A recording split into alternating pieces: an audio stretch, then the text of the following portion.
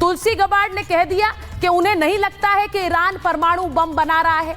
इस सवाल को लेकर जब ट्रंप से सवाल पूछा गया तो ट्रंप ने कहा कि she got it all wrong, यानी उन्हें पता ही नहीं है। वो कह रहे हैं कि ईरान परमाणु बम बना रहा है, मुझे इसकी पूरी जानकारी है। अब इसका मतलब क्या है? यही वजह है कि अमेरिका लगातार ईरान पर हमले करने की बात कर रहा है। वो नहीं चाहता, क्योंकि डोनाल्ड ट्रंप कह चुके हैं कि we will not let Iran be a nuclear power. जरा ये रिपोर्ट देख लीजिए। उसके बाद स्टूडियो में मेरे मेहमान हैं। भारत का रुख इस समय क्या होना चाहिए, इस पर बात करें।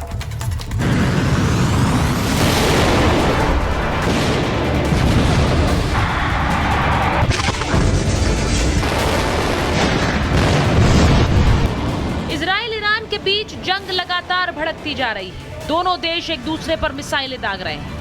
ईरान जहां तेल अवीव सहित इजराइल के शहरों को बैलिस्टिक मिसाइलों से दहला रहा है, तो वहीं इजराइल ईरान में घुसकर सटीक हमले कर रहा है। इजराइल के हमलों के बीच ईरान में 2 बार भूकंप आ चुका है।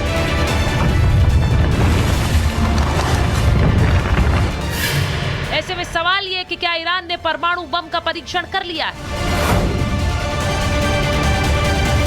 क्या परमाणु बम के परीक्षण की वजह से ही ईरान में भूकंप के झटके महसूस किए गए? अगर परमाणु बम का परीक्षण कर लिया है तो क्या दुनिया में अब समीकरण बदल जाएंगे? अमेरिका की मध्य पूर्व में दादागिरी खत्म हो जाएगी? अभी तक जो ट्रंप खुलकर जंग में शामिल नहीं हो रहे थे, क्या उन्हें मजबूर होकर जंग में शामिल होना पड़ेगा? क्या 2 हफ्तों तक नेतन्याहू अकेले लड़ेंगे या फिर ट्रंप दुनिया को सरप्राइज दे देंगे? ट्रंप को पूरा यकीन है कि ईरान परमाणु बम बनाने के बहुत करीब है। अमेरिका ईरान को परमाणु बम बनाने नहीं देगा। There is no way that you can allow, whether you have to fight or not, you can allow Iran to have a nuclear weapon because the entire world will blow up. और रूस America की दादागिरी चलने नहीं देगा।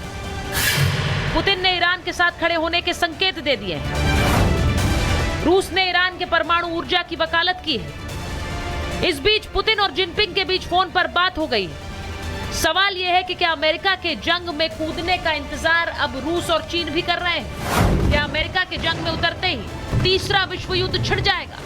सबसे बड़ा सवाल यह है कि तीसरा विश्व युद्ध छिड़ा तो भारत आखिर किसके साथ खड़ा होगा? Bureau report, Republic Bharat.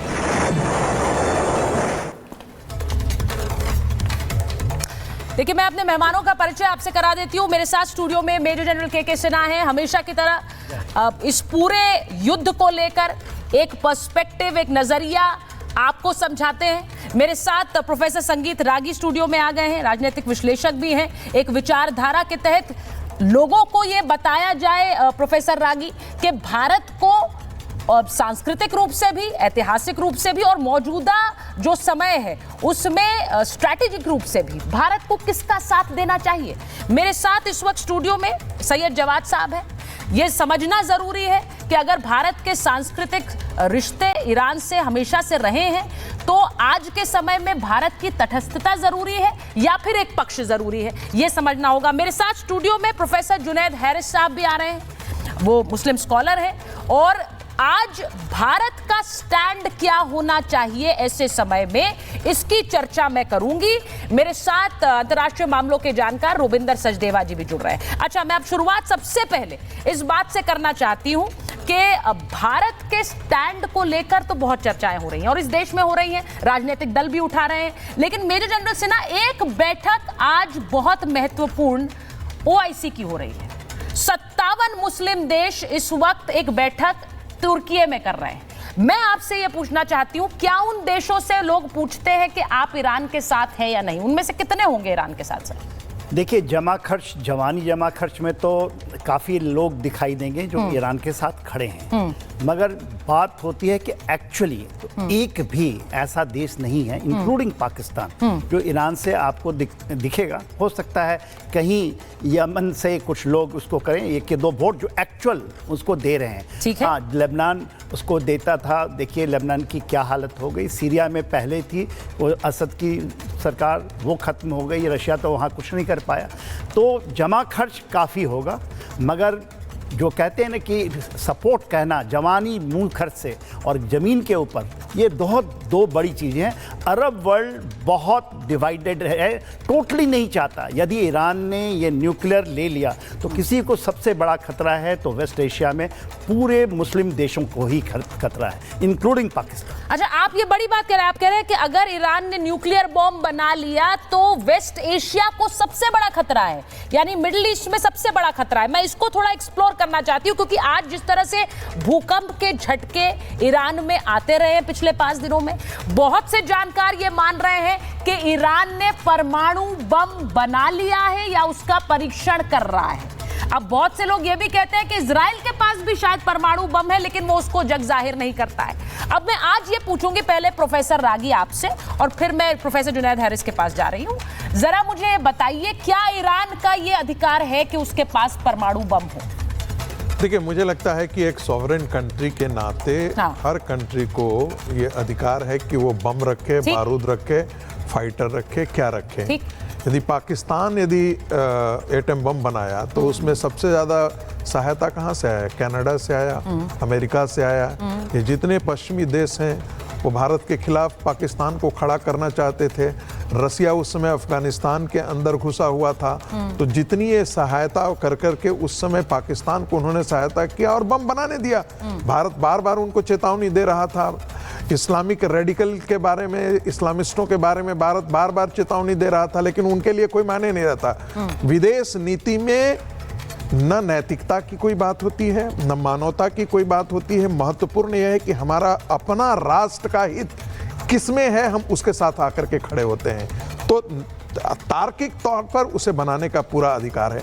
देखिए, एक चीज़ और भी ध्यान रखिए, ये जो पूरे मुस्लिम वर्ल्ड है ना, इसमें आपस में लीडरशिप की एक बहुत बड़ी लड़ाई है। टर्की उसको लीड करना चाहता है, एक समय इजिप्ट लीड करना चाहता था। आप स्वेज कैनाल का यदि आप हिस्ट्री पढ़ेंगे तो स्वेज कैनाल को एक समय जो है वो उसमें जो है वेस्टर्न पावर की एंट्री रोक दी गई थी। तो एक समय इजिप्ट वगैरह था, उसका नेतृत्व करना चाहता था। Saudi Arab, Mecca and Medina के कारण वो एक धार्मिक तौर पर एक वो लीड करना चाहता है। पाकिस्तान एटम बम के आधार पर वो चाहता था कि मुस्लिम वर्ल्ड का हम लीडर हो जाए। ईरान इसी रेस में ईरान भी है, क्योंकि ईरान ताकतवर, मिलिट्रीली भी ताकतवर है, इसके बाद इकोनॉमिकली भी पाकिस्तान से मच बेटर है। यदि उसके बाद न्यूक्लियर बम आ जाता है तो एक सिया कंट्री है। आप ये भी ध्यान रखिए कि ये जितने सुन्नी कंट्री हैं, सियाओं के साथ आप जाएंगे तो पाकिस्तान में प्रतिदिन सियाओं की मर्डर होती है। तो सियाओं के पक्ष में बोलने वाला तो एक ही कंट्री है जो ईरान कर रहा है। अब रही बात कि इस पूरे युद्ध के दरमियान आपने सवाल किया था, संभवतः मैंने उसका उत्तर दे दिया है। भारत को कहां खड़ा रहना चाहिए? देखिए, भारत को वहीं खड़ा रहना चाहिए जिसके साथ जो देश हमेशा क्राइसिस में खड़ा रहा हो। और इजराइल, देखिए दो बातें। देखिए, ओआईसी में कभी कभी ईरान भी आपके साथ खड़ा रहा है, ठीक है, खासकर से 1974 के बाद से, ठीक है। और कई मामलों में आपके स्ट्रेटेजिक और बाकी चीजें, एसेट्स वगैरह भी चारबाग को लेकर के हैं। लेकिन यदि आपको क्रूड चुनाव करना पड़ जाए, इसमें या इसमें, तो भारत को सिर्फ और सिर्फ इजराइल के साथ, भारत को, जवाब साहब वो कह रहे हैं भारत को सिर्फ इजराइल के साथ, 10 सेकंड के लिए। इसलिए 1971 में भी जब शाह का रेजिम वहां पर था, आपको ध्यान होना चाहिए कि मिलिट्रली, फिर मैं बोल रहा हूं, ठीक है, मिलिट्रली और डिप्लोमेटिकली दोनों ईरान जो है वो पाकिस्तान के साथ खड़ा था। ठीक है, आप ये कह रहे हैं कि ईरान को अगर चुनना पड़े, अगर ईरान को चुनना पड़े, क्योंकि के सिन्हा साहब यहाँ पर हैं, वो बेहतर बताएंगे, लेकिन जवाद साहब वो कह रहे हैं कि ईरान भारत के साथ भी खड़ा रहता है, पाकिस्तान के साथ। इजराइल एक ऐसा देश है जो खुलकर भारत के साथ खड़ा होता है, तो क्यों ना उसे खुलकर समर्थन दिया जाए। बहुत बहुत धन्यवाद। तो चाहता आपके सभी दर्शकों को मेरा जय हिंद।